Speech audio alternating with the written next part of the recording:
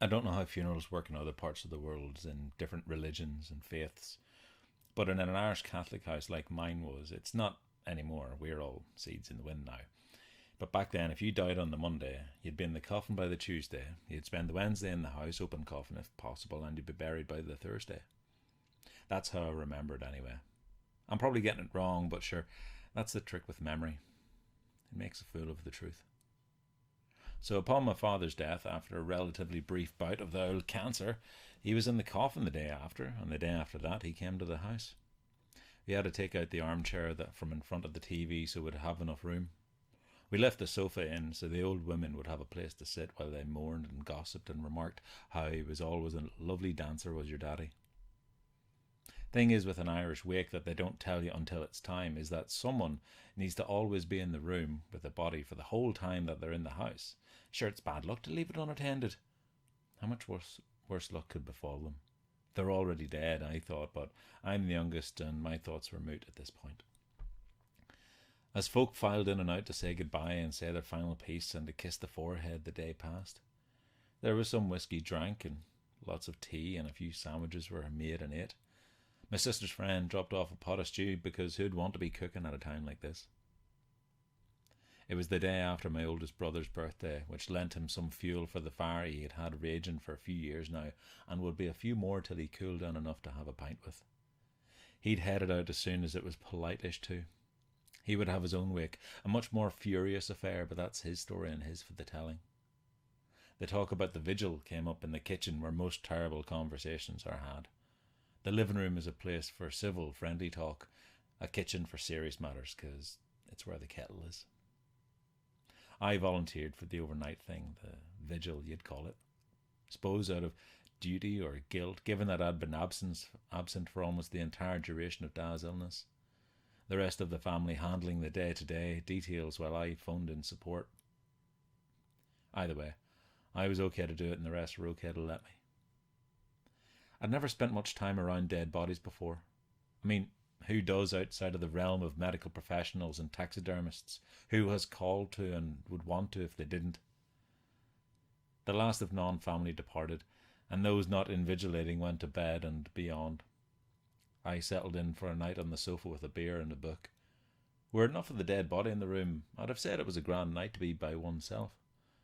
The fire embering in peace despite summer still having a hold on the place.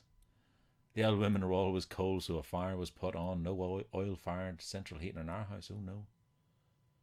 There's still something special about a coal fire that does it for me. A sense of comfort that can't be replaced. I think it's a smell. As it passed into night time and the house quietened, I finished my beer and lost interest in the book. I began to doze, which is good for the sofa, its duty being fulfilled. I thought about getting another can, but sure, I was good and comfortable where I was. From lidded eyes, I kept a watch on my father's corpse, body, remains. Whoever he was or had been wasn't there anymore. This was a vacant shell, an empty temple, all his years evaporated. The angel share. It was 3 a.m. when he started talking to me. 1 minute he was a recumbent corpse, waxy and still. The next sat up like he was looking round for his reading glasses. He turned to me and gave me a pale smile. Awful late for you to be up, son. His tone reproving but with familiar tenderness. My eyes blinked open. I wasn't scared, although I probably should have been. I mean, the dead rising is meant to be one of the signs of the apocalypse, that and dogs and cats living together.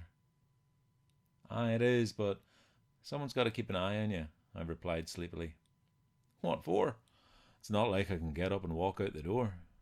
You seem to be part way there already. Nah, just having a last drink before I head. Before you head? Aye, to see your mum. You see, Ma had died when I was a kid. I never knew her beyond how any child knows its mother. Never knew her favourite colour or book or meal. These are the things you should know, but I never. Suppose you would need a drink before that, Germany. I'll get it for you. Ah, would you? I'm just comfortable here. Aye, sure. Bushmills, if there's some left.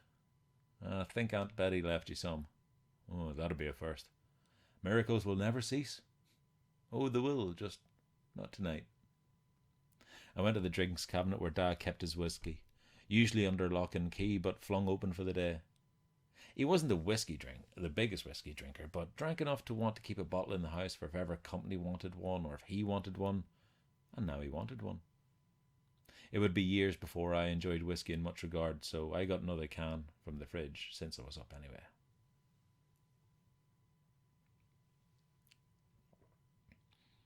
I handed Dad his and settled back on the sofa.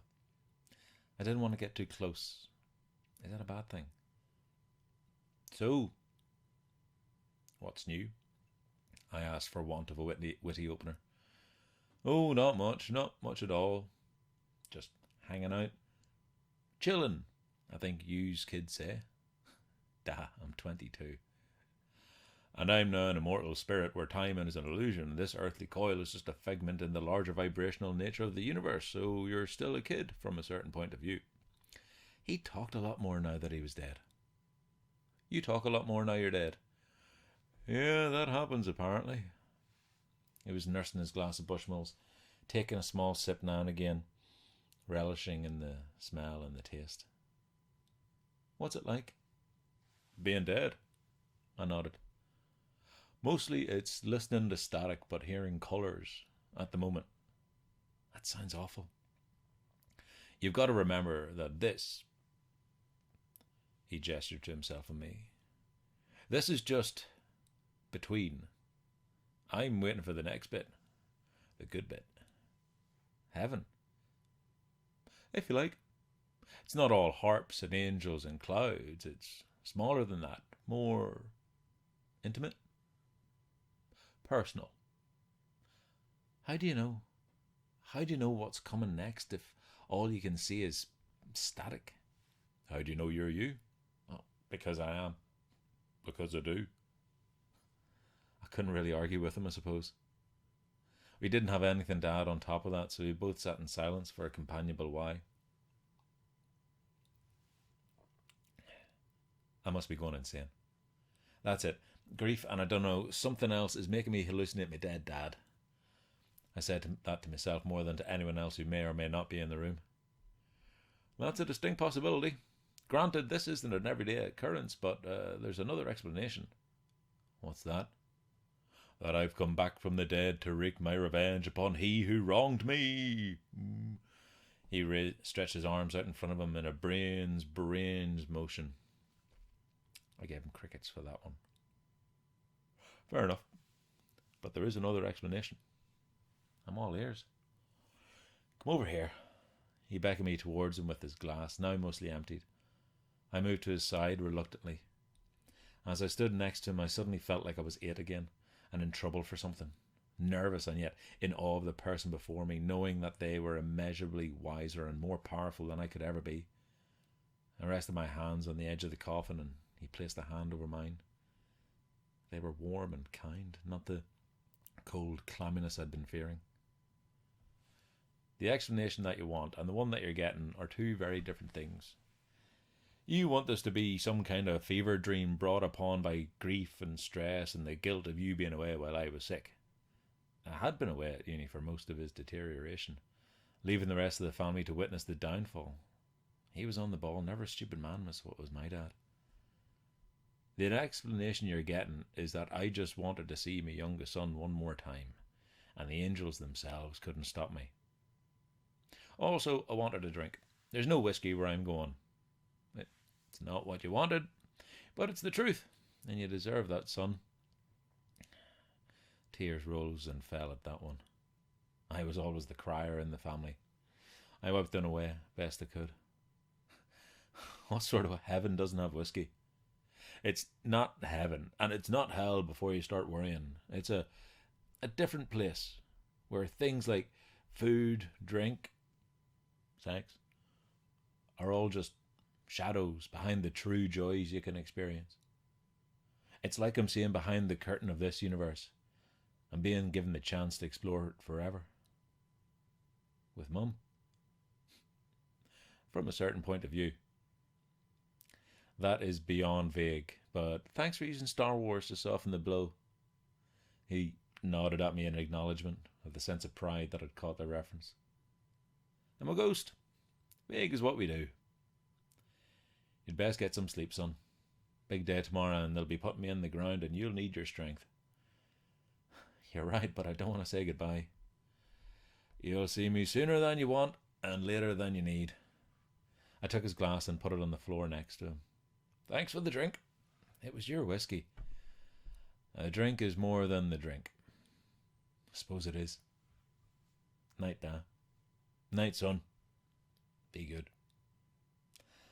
I lay down on the sofa, and between blinks Dad had lain down too, like he had never moved a jot. We buried him the next day, on a high hill next to his wife. The sun shone, the rain stayed away, and that night there were fireworks.